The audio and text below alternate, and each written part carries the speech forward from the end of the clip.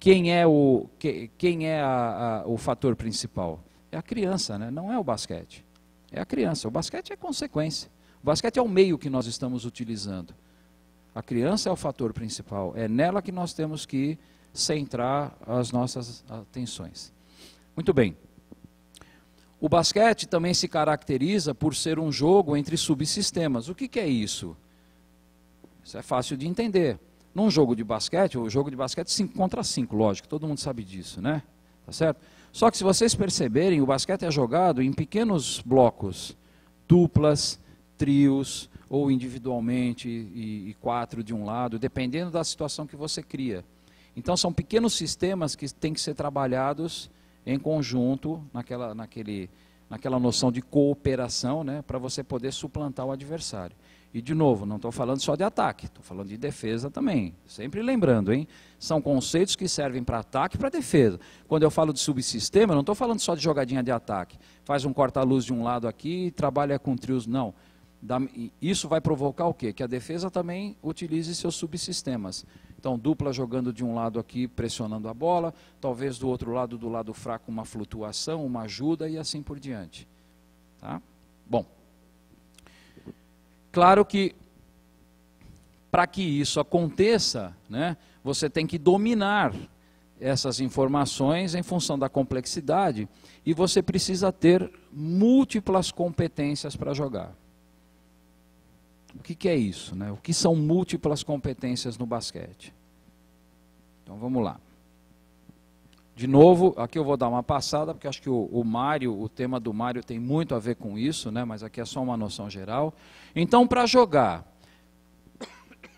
eu preciso ter capacidade física, eu preciso ter capacidade coordenativa, eu preciso ter capacidade cognitiva, e eu tenho que ter também alguns atributos psicológicos. E, evidentemente, alguém pode até falar, claro que eu preciso dominar as habilidades motoras específicas do jogo, que no caso são os fundamentos. Então eu tenho que dominar o fundamento, eu tenho que ter capacidade física para poder executar esse fundamento, eu tenho que ter alto grau de coordenação em algumas coisas, entender o jogo e, é claro, lidar com todas as questões psicológicas que se apresentam naquele momento. Então, rapidamente, aqui eu não vou entrar muito em detalhe. Desculpa, deixa eu voltar aqui, perdão. Então nós temos aqui, as habilidades motoras basicamente não, né? Elas são os fundamentos do jogo. Então, só pegando aquele primeiro item, né, que elas podem ser classificadas quanto ao ambiente, basicamente no basquete nós trabalhamos com habilidades motoras abertas, em função da imprevisibilidade do jogo. O que é uma habilidade motora aberta? É aquela que você pode modificar a sua execução no transcorrer da execução. Deu para entender?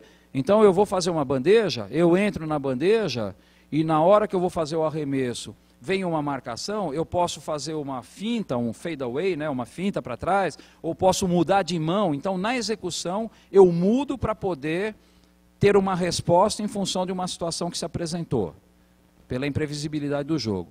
Já uma habilidade fechada é aquela que não me permite esse tipo de execução, até por conta do ambiente. No basquete, são pouquíssimas as situações em que você utiliza uma habilidade fechada. A mais flagrante dela, a mais clara, é o lance livre. Por que o lance livre é uma habilidade fechada? Porque você tem um ambiente estável, correto? Eu estou lá na linha do lance livre, a distância para a cesta é aquela, a altura da cesta é aquela, e não tem ninguém fisicamente interferindo na execução. Pode ter psicologicamente, né? E aí, de novo, as questões psicológicas. Uma coisa é você arremessar um lance livre a 1 segundo do jogo, e outra coisa é você arremessar um lance livre faltando 1 segundo, e seu time, por exemplo, está perdendo de 1 ponto. Concordam? Fisicamente, a situação está ali, ela é fechadinha.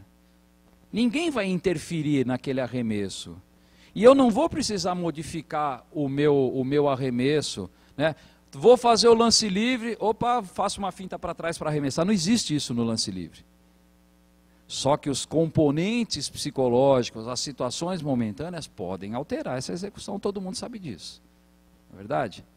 Aquele lance livre no último segundinho ali, por mais técnica, por mais habilidade, por mais controle que a pessoa tenha, se ele não tiver um controle emocional muito grande, ele está muito sujeito à falha, não tem dúvida nenhuma. Ok? Então essa é a grande diferença entre a habilidade aberta e fechada. Então, em função de estarmos trabalhando com habilidades altamente abertas, isso tem uma interferência, isso tem uma importância muito grande na metodologia que nós vamos utilizar. Isso nos remete a um tipo de atividade voltada para este tipo de situação. Então, quando eu vou treinar um drible, por exemplo, quando eu vou ensinar ou treinar um drible, eu tenho que pensar não só no drible como gesto técnico, mas eu tenho que pensar no drible como gesto técnico aplicado a uma situação de jogo. Porque uma coisa é você driblar.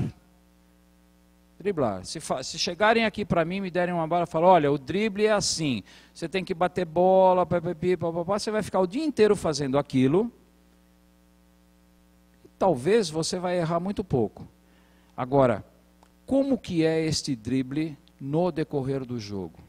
Em movimento, com mudança de direção, com defesa distante, com defesa próxima, em velocidade, sem velocidade. Veja quanta variação você tem para treinar ou para ensinar um único fundamento. Não é? E isso, evidentemente, nas categorias de base é muito importante. Quer dizer, o fundamento ser ensinado e ser treinado visando as possíveis situações que ele vai encontrar durante o jogo. E além disso, usando ainda o exemplo do drible, quais são as possíveis sequências desta ação? Porque um drible, ele não se encerra, né? Ele não encerra em si próprio. No jogo de basquete, quando você está driblando, você tem que dar uma sequência para esse drible. Ninguém... Parei de driblar, pronto, acabou, fiz a minha parte. Não, esse drible te leva ao quê? A uma sequência. Ou você tem que manter a velocidade, ou você tem que parar e passar para alguém, ou você tem que parar e arremessar. E aí vem uma outra questão complexa, que é a combinação dos fundamentos do jogo. Né?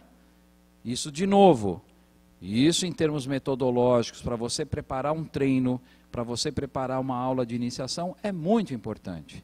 Quer dizer, quais são as ações que te levam, né? Quais são as ações que você tem que prever, que te dão sequência. Então, como eu falei, nenhum fundamento, o único fundamento no basquete que se encerra efetivamente é o arremesso, né? Porque você fez o arremesso, ali você não tem, teoricamente, você não tem mais condições de dar prosseguimento, a não ser... Ou você vai para o rebote, ou você volta para a defesa, mas aí você já perdeu o controle daquele fundamento. Os outros todos têm uma sequência. O passe é a mesma coisa. O passe eu tenho que endereçar essa bola para alguém. Tudo bem? Bom, aí as capacidades, né, as capacidades físicas ou condicionantes que nós vamos falar de força, de velocidade, de resistência, de flexibilidade, bom, enfim. São as capacidades que vão dar suporte à execução dos fundamentos. Então, para ficar bem claro, fundamento é habilidade. Tá certo? O que dá suporte à execução a esses fundamentos são as capacidades físicas. Então, para fazer um bom arremesso, uma bandeja, eu tenho que ter velocidade, eu tenho que ter força de membro inferior. E aí entram também as capacidades coordenativas. Eu tenho que coordenar todos esses movimentos, né? Eu tenho que estabelecer um vínculo de todas essas ações de uma maneira bastante coordenada, senão eu não consigo realizar a minha ação. E essas capacidades coordenativas tem um monte aí, ó. Coordenação motora geral, percepção espaço-temporal, seleção imagem-campo. Alguém já ouviu falar disso? O que é uma seleção imagem-campo? Você tem todo um campo visual na sua frente, né, que nem aqui. Eu tenho um campo visual na minha frente. Só que eu posso selecionar uma imagem. Então, de repente, eu estou falando para todo esse público aqui, mas eu estou focando uma imagem. Então, agora eu estou focando ali no colega de camisa amarela, daqui a pouco eu foco ali, na colega que está escrevendo. Então, eu seleciono neste ambiente, entre aspas, com bastante ruído, né? Ruído, ou, para usar um termo que não é adequado, mas só assim, um ambiente com bastante interferência, eu consigo selecionar uma imagem. Isso é muito importante no jogo. Por quê? Imagina você, o armador chega, e aí ele vê a defesa todinha posicionada, e os colegas todos posicionados. Então ele tem um campo visual muito grande. Só que ele precisa um foco. Esse foco pode ser até a cesta, né? Tem gente, aliás, que só tem este foco, né? Tem jogador que só tem este foco. Ele não consegue ver outra coisa a não ser a cesta. Então ele chega e já manda bala, né? Tá certo? Como diz o nosso colega Zé Boquinha, ele tem um termo ótimo que é lá de Piracicaba, né? Lá que o Paulinho conhece bem. É o famoso espá e pincha. Espá e pincha é o seguinte: chegou no ataque, olhou, chuta, não tem jeito. Mas a cesta é um foco também. Então, neste campo visual, eu seleciono uma imagem. Isso requer treinamento. Então, entra aí a questão da visão periférica. Né? Na defesa, isso é muito importante, né? Visão periférica. Porque eu estou marcando aqui, a bola está lá, eu tenho que estar de olho em quem eu estou marcando e olho na bola. Então, eu tenho que ampliar tudo isso. Muito bem. Coordenação multimembros, a bandeja é um exemplo fantástico desse tipo de capacidade coordenativa. Porque a bandeja, ela é um fundamento que requer a utilização de membro inferior e membro superior, não tem? E assim, numa coordenação fantástica, né?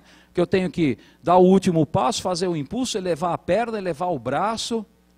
Isso tudo numa ação bastante coordenada, senão eu desequilibro. Claro que aí existem as exceções, então aquele jogador que consegue desequilibrar propositalmente para fugir de uma situação, aquele exemplo que eu dei, então subi na bandeja, veio alguém, eu me desequilibrei para sair da marcação e fazer um arremesso. Correto? Bom, enfim. As capacidades cognitivas, aquilo que eu falei, a inteligência de jogo, ou seja, a leitura do jogo, a pessoa entender o que está fazendo e por que está fazendo, as tomadas de decisão, isso é fundamental, tomar decisões, e a antecipação. A antecipação aqui eu não estou me referindo à antecipação como componente de defesa, não é isso. Não é aquela situação de antecipar, não é isso. Antecipação no sentido de você conseguir visualizar o que vai ser feito. No xadrez isto é muito presente, né? Quem é que joga xadrez aqui sabe disso, né? Quer dizer, você faz uma jogada antecipando algumas sequências para você poder, e no basquete isso pode acontecer, quer dizer, você antecipa. Isso, gente, é treinável, claro que é treinável, né? Sincronização de movimento, enfim, uma série de coisas, tá ok? Bom, aqui, basicamente, um quadro geral de como o jogo de basquete é estruturado, e esse quadro, ele foi modificado já. Esse quadro, na verdade, originalmente, ele está naquele livro que eu escrevi com o Lula, em 1987, nossa, velho para burro, né? E aí depois, até por conta das nossas reuniões lá na escola, né? Esse quadro foi tomado como base para a gente explicar e ele foi modificado e foram acrescentadas coisas, e isso foi muito legal, foi uma discussão muito bacana que nós tivemos lá, então a gente utiliza. Então basicamente é o seguinte, né? Você tem a parte tática, 5 contra 5, você tem algumas partes mais grupais que nós chamamos de situação de jogo, onde você setoriza trabalhos individuais, de dupla, de trio, de superioridade numérica, tanto de ataque como defesa, e evidentemente você tem os aspectos técnicos, os fundamentos, que dão suporte a tudo isso. E aí os fundamentos podem ser classificados em fundamento de defesa e de ataque, e a gente frisa ali a importância de um fundamento para que tudo isso seja possível, que é o controle de corpo. né? Às vezes as pessoas falam assim, qual é o fundamento mais importante do basquete? Todos os fundamentos são importantes. O basquete não é um jogo de um único fundamento. Ele é um jogo de um conjunto de fundamentos. Só que, para você realizar, executar bem os fundamentos, se você não tiver consciência e domínio do seu corpo, você vai interferir negativamente na execução dos demais. Então vamos de novo naquele exemplo do drible que eu dei para vocês. Tudo bem, eu sei executar o drible, só que esse drible ele vem acompanhado de maior ou menor velocidade, ele vem acompanhado de uma mudança de direção, de um giro, de uma parada, de um recuo, ou mesmo de uma parada e um salto para arremesso. Isso tudo tem que ser preparado anteriormente através de um bom trabalho de controle de corpo, ou manejo de corpo, como alguns utilizam, não importa o termo, isso não faz a menor diferença. Então eu tenho que controlar o meu corpo, eu tenho que saber quando acelerar, quando desacelerar, paradas, saídas, mudança de direção, quer dizer, é um fundamento importantíssimo para todos os fundamentos do jogo, posicionamento defensivo, deslocamento na defesa, enfim, utilização de pé de apoio, Tudo isso é gerado através de um trabalho de controle de corpo. E onde é que você começa a fazer isso?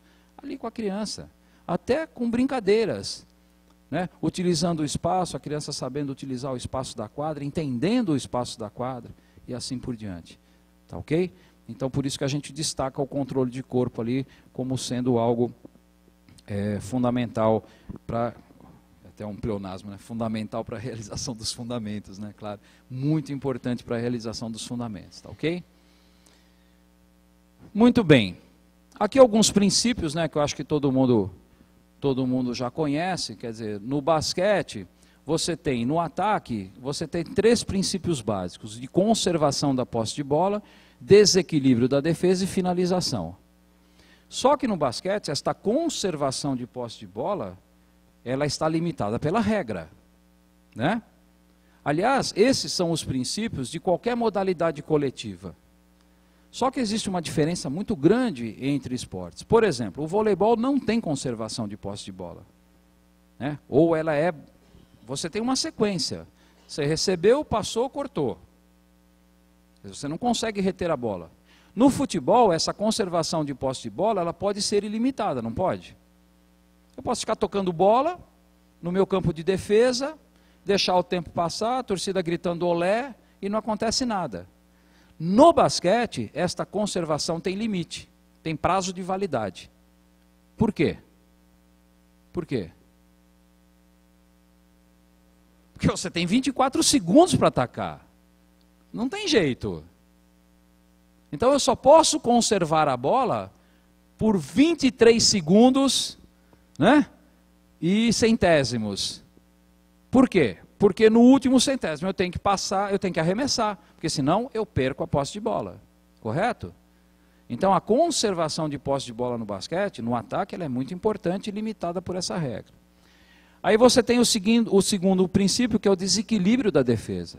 Para você poder finalizar em condições, você causa o que na defesa? Por que você faz uma jogada no ataque? Qual é o motivo de você estabelecer uma jogada no ataque? Não é tirar a defesa do seu ponto de equilíbrio?